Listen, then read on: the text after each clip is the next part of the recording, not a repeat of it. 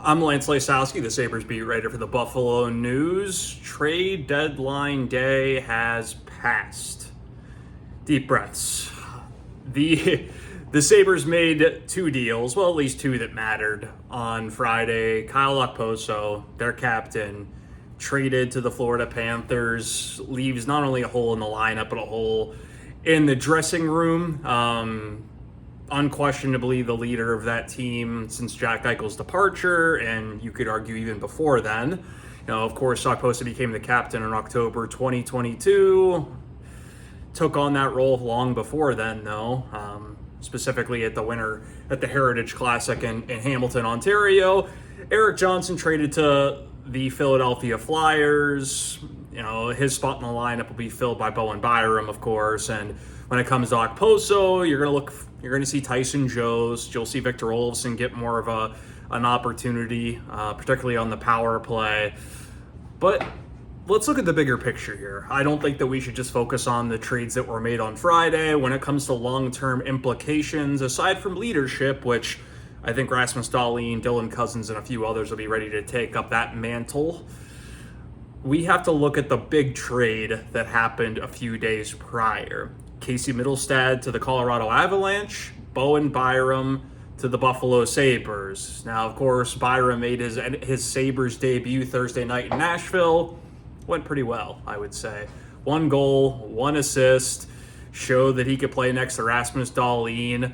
And the analysis of this move, I believe, had to wait at least a few days. We had to hear from Kevyn Adams, his explanation, the thought process behind this, and he saw this as an opportunity to acquire the top pair defenseman that he had coveted for the past 2 years. There's been talk about the Sabres being in the defense market since the trade deadline in 2022 when they were preparing for Owen Power's arrival. Then the talk then was they wanted somebody to specifically to pair with Power.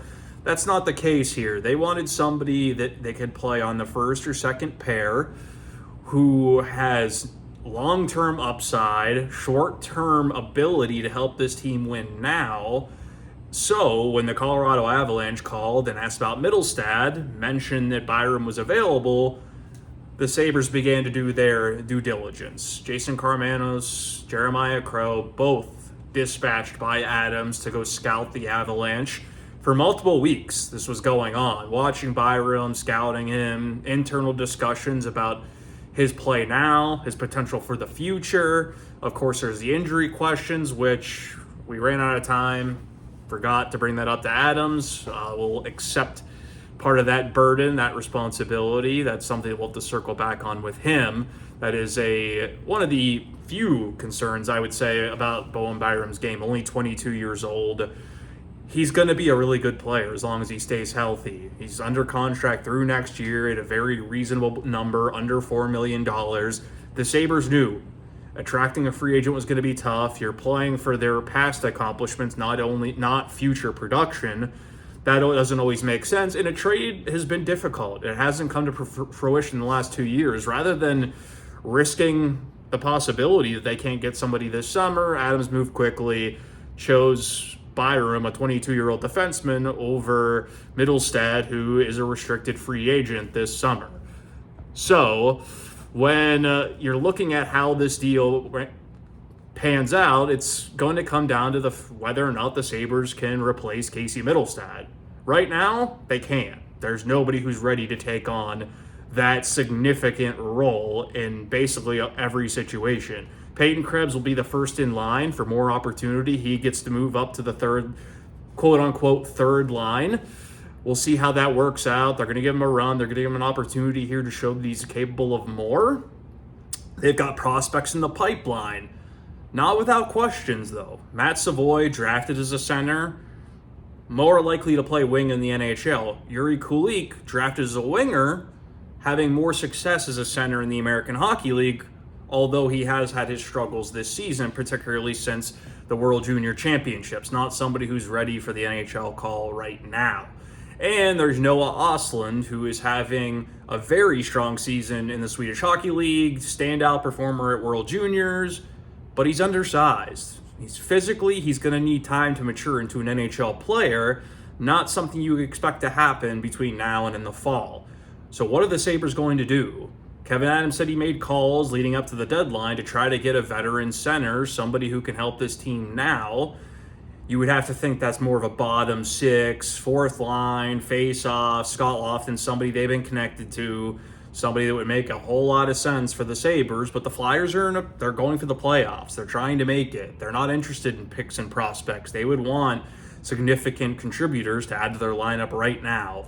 It's a deal that makes more sense in the summer. That type of player, not Scott Lofton specifically, but it's become apparent through conversations with Kevyn Adams that is the Sabres' focus. Not only, not necessarily a fourth line center, but somebody who could play in the bottom six, kill penalties, and win faceoffs. This team doesn't win enough faceoffs. We haven't seen enough growth in that area from guys like Tage Thompson, Dylan Cousins, and Peyton-Krebs. There's been some more improvement from Krebs than almost anybody else within that group, but it's an area that they need to focus on going into next season, one they need to improve upon. So a lot of risk there, no doubt about it. When it comes to how they're going to replace Casey Mittelstadt, I had a few people around the league really phrase the predicament to me as comparing it to 2018. The Sabres traded Ryan O'Reilly, and pretty much the next day, the next month, the years that followed, they were looking for somebody to replace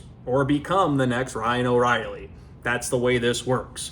Now, hey, Peyton-Krebs has shown potential. He's shown an ability to play in a bigger role, albeit in a very small sample size, and he's become better defensively, which he's going to have to be responsible defensively to have those greater responsibilities. We'll see how that goes. He's going to get a look. He's been up in the lineup, he's been down the lineup, he's struggled on the wing, he's clearly a center. It's just a matter of, is he strictly a fourth line center, or can he do more? Well, still 18 games to play. We'll learn a lot more about this team in the final weeks. Who's the next captain going to be? How's Byram going to fit in? For now, though, I think it is important to not lose sight of the fact that this lineup received a very, very significant loss with the trade of Casey Mittelstadt, and at least in the interim, there's nobody here to immediately replace him. I'm Lance Lysowski from the Buffalo News. Take care.